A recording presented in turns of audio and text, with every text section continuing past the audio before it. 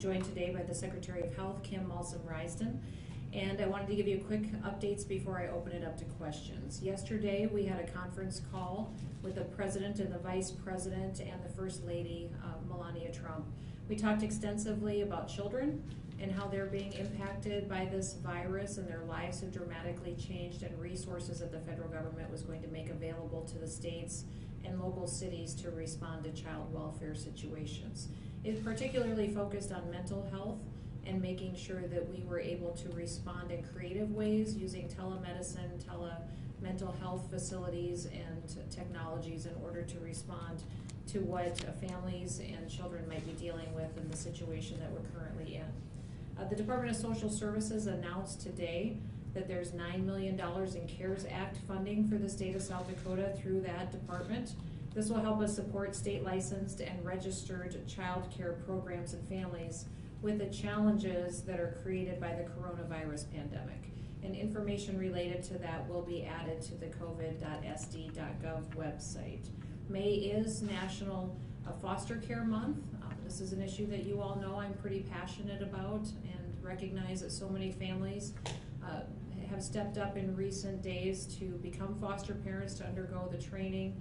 And it's always good to draw attention to those that need a safe place to go when their family is in crisis. So if that's something you or your family is being led to do, boy, just reach out to my office and we'll help facilitate connecting you with those that can get you trained and help you open up your home to love on a child. We also have recently, in the last couple of days, facilitated calls with all of our mayors in the state of South Dakota and with county officials. We've been walking them through funding, about the $1.2 billion that has come to the state of South Dakota, that clearly the guidance from Treasury has said the state of South Dakota could utilize on its own. I have made the decision, though, that I will allocate some of that funding to cities and counties. And so we were talking through what some of the reimbursable expenses might be that they should be tracking so that they would be eligible for future reimbursement from the state of South Dakota. We will continue to have Liza with our Bureau of Finance and Management follow up with county auditors and also with city finance officers to get them all the details that they need to make the best decisions to respond, to protect people in this COVID-19 pandemic, but also to make sure that we have transparency in the process and accountability to the guidance the federal government has given us. I want to touch on the situation we know we have in western South Dakota and Black Hawk. There's been a lot of questions to me in my office about what is going on there with the homes and the families that are affected by the mine that is underneath that neighborhood, but also what role the state has in this situation. So I'm going to be hosting a conference call with these residents that are directly impacted, and I'll follow up with you and let you know how that conversation goes. I think they've got a lot of questions and information, and I wanted to make sure we opened the lines of communication and could visit with them. Now, 3 weeks ago, we announced in South Dakota our back to normal plan. At the moment, we're pleased with where things are, although we're continuing to watch every county, every city, and making sure that we're addressing different positive cases and hospitalizations as need be. So some of the facts that are incredibly important to keep our eyes on is that our hospitalization rates remain stable. Our current cases, the active cases of positive COVID-19 folks that are impacted, are declining. And we may see another spike, though, with all the mass testing that we have going on and that we're doing. But again, our entire plan, our projections, and modeling was based on hospitalization rates, and we're in a very good spot as far as that goes today. So thank you all so much for continuing to social distance, for making sure that you're washing your hands and that the vulnerable population is protected. We have to maintain that for quite some time yet, and remember, this is a marathon, not a sprint. So we still need to keep group sizes small and make sure that we're protecting those who have health conditions that might put them at bigger risk. With that, let's open it up to any questions that you may have. Bob has a question here in the room, so we'll go to Bob first. Governor Bob Mercer-Kello, what kind of expenses can counties and cities claim beyond just testing? Yeah, what we told them to start tracking is any costs they may have had for COVID-19, so such as purchasing personal protective equipment, if they had testing supplies, if they had to put in mitigation measures such as barriers, if they had EMS, emergency medical response services that they had to deploy and incurred costs because of that. And then if they had to take some proactive measures to make sure that they were implementing technology to provide telemedicine, or also making sure that they were protecting, bringing people back to work with some mitigation measures going forward. So I laid out some basics, we answered some of their questions, and then Liza will be giving them more information here with her calls to those that track those expenses. And again, Treasury is still writing some guidance on all of this, so it could become more flexible. As of today, we do not have the ability to use these funds for revenue loss, which means cities that would like to do that as well can't. And so we're continuing to talk to our federal delegation and the White House about how important it is to build in that flexibility in the coming days. Yes, Patrick. Hi, this is Ariel with the Rapid City Journal. Ariel, I've got Patrick in the room that's going to ask a question, and then I'll come to you. President Trump today announced some aid for farmers and ranchers specific to the beef industry. Can you follow up on that and update us on any related to the work going on here in South Dakota, particularly meat inspection? Yes, there is. President Trump had made an announcement today in partnership with USDA Secretary Sonny Perdue, and Ivanka Trump is involved as well, with some aid to producers and some actions that they're taking as a federal government. So that's welcome news. I know agriculture has been hit hard by what's been going on in this country, in particular to the supply chain. And so I think they're hoping to utilize some of that oversupply that hasn't been able to get to folks in need and get it out quickly. So that is something we'll be tracking and working with our federal delegation to make sure that South Dakota is a part of. One of the other follow-up questions was on meat packing inspections. And one of the things I've asked our congressional delegation to help us with and reached out to the White House on is giving us the ability to sell meat that has been processed in a state-inspected facility, the ability to sell that across a state line. Today we can't do that based on some of the federal requirements, and we can only sell meat across state lines that has been processed in a USDA federally inspected facility. I'd like some flexibility through an executive order or through statute to also utilize some of the facilities that are state inspected to be marketed nationwide, especially in light of the high costs we're seeing in the meat industry today. Ariel, go ahead. Hi, this is for Secretary Nelson Ralston. So today in Rapid City, the Cornerstone Women and Children Shelter confirmed that a adult resident there tested positive.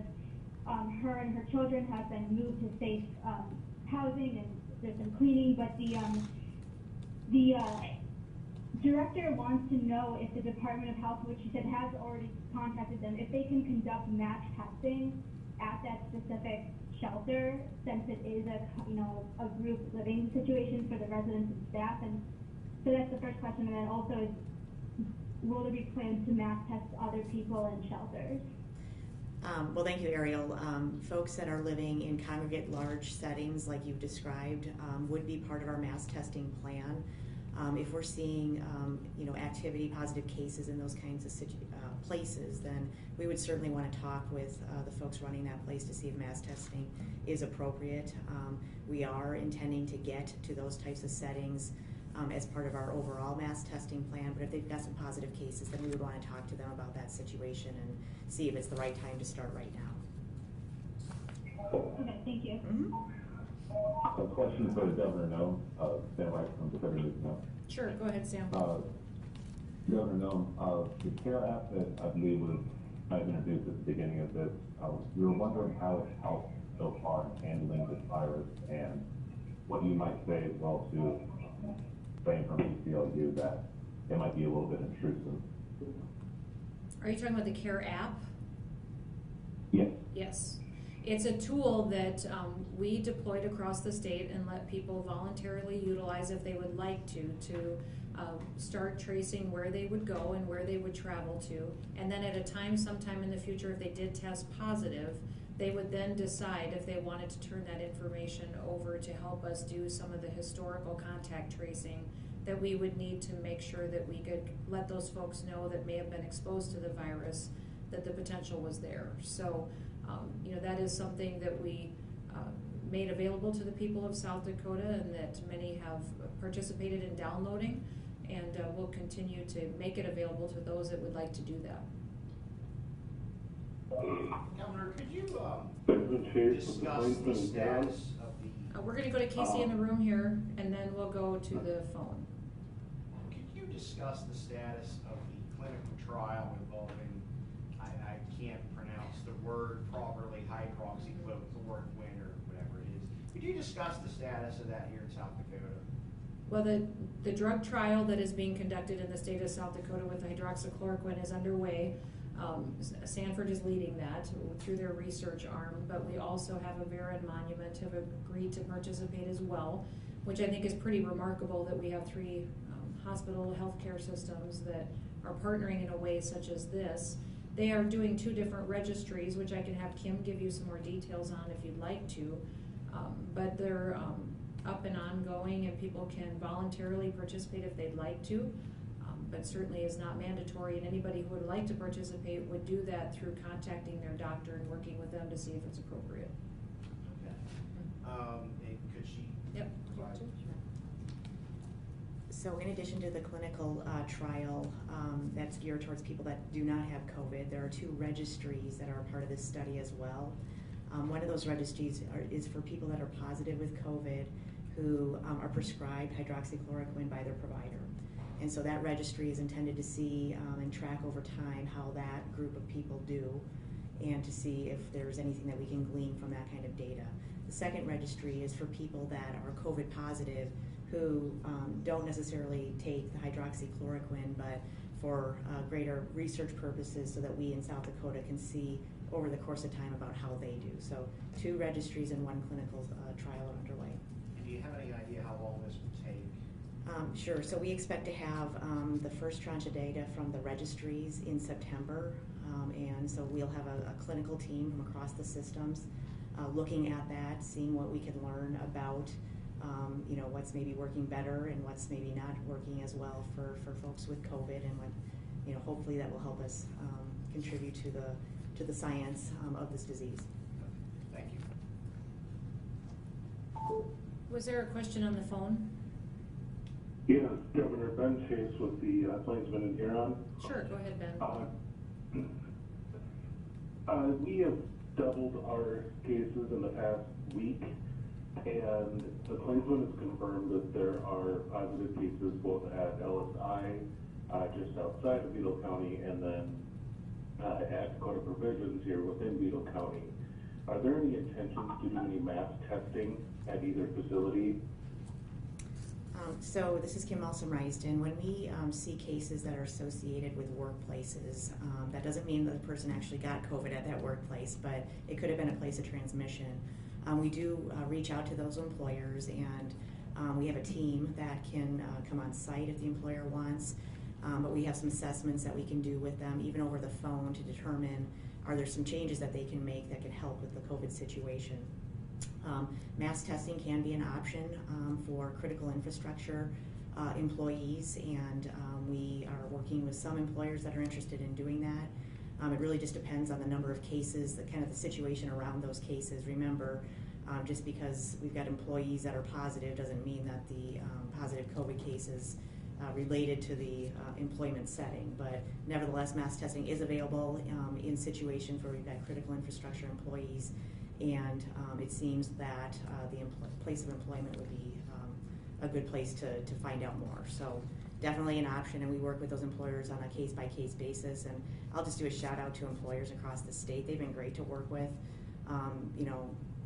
By and large, they just want to do the right thing, and we've been able to help them with PPE when that's necessary. And as far as I could tell, we're getting good progress from employers across the state. This is Morgan at the Rapid City. Sure, go ahead, Morgan. Is any of the state's $1.25 billion in funding supposed to go directly to tribes? The tribes do have separate funding that was made available to them through legislation.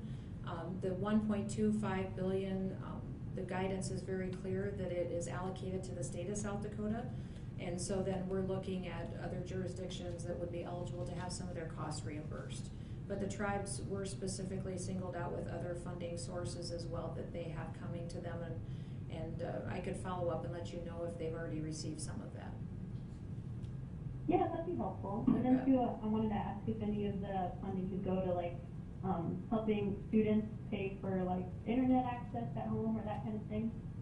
Well, the education department did get separate funding as well that would help facilitate some of the remote learning that's going on in the state of South Dakota. So the K-12 education system was eligible for separate funding, as was higher education. So those are all areas that we're looking at because some school districts in the state didn't have the ability to utilize internet access where it wasn't available. So that is definitely infrastructure that we're looking at to see if we need to fill that need. Okay, and then I had a third question for you and Sure. Secretary Malcolm too. Trump said yesterday that he's taking hydroxychloroquine. I don't know, is that something that's advisable? Would you take it if you were exposed, or? I think everybody, works with their doctor to decide what to do. I don't know if Kim has more feedback. No, that's usually an individual decision somebody makes with their doctor. Okay, thanks. Governor JP from Carolina. This is Stephen Graswanke. Okay, let's go to JP and then Stephen. Thank you. Governor, can you give us an update on negotiations regarding the checkpoints at the reservation borders? Yeah, we're continuing to have communications and work, and we will keep that process in place. There's been no resolution as of today. Thank you. Okay, go ahead, Stephen. I'll just follow up to that. Are there still plans to file a lawsuit if checkpoints are removed from federal and state highways? I think that we are continuing to work avenues of having conversations and feedback with the tribes on what would be workable, and we're looking for clarity in the law. So that is the type of action that you'll continue to see us take, and there is no plans today or in the near future to file a lawsuit, although we are taking legal action. As far as looking for clarity, would a lawsuit be necessary to do that, or how would you get clarity in the law with that? We'll keep you informed as to what the decisions are. We're trying to make the best decisions for coming to a resolution in partnership between the tribes and the state. We did, if you remember, Stephen, present them with a plan that they haven't responded to. So they didn't reject it, they didn't accept it either. So we're still waiting for feedback from the tribes, and I think that'd be a fantastic question to ask them, is what they think of that plan and if it's workable for them, because it clearly gave them a roadmap to still maintaining checkpoints, but doing it in a manner that it is facilitated on ground that they have authority over.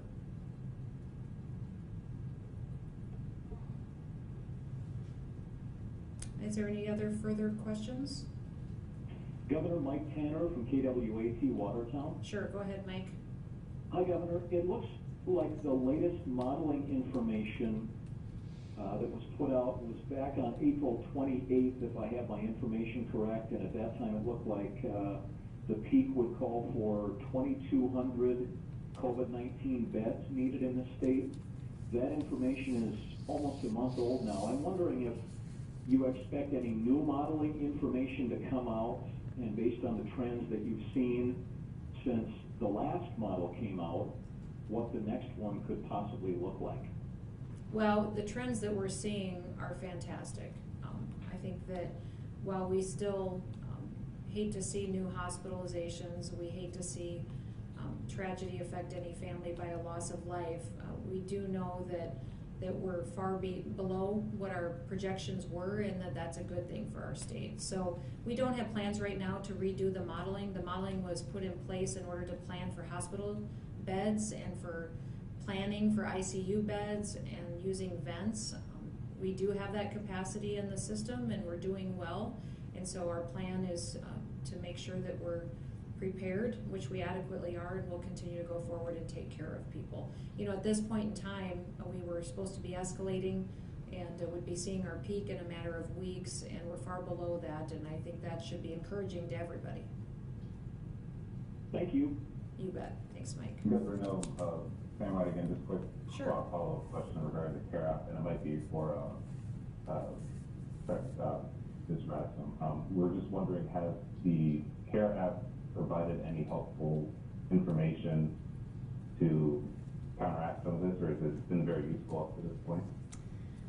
We have not had a person that has tested positive that has used the COVID-19 app with the location services. And so we're waiting for that to happen. We know it'll be helpful when that person does have that information available to them, and we'll be sure to provide an update when that's the case.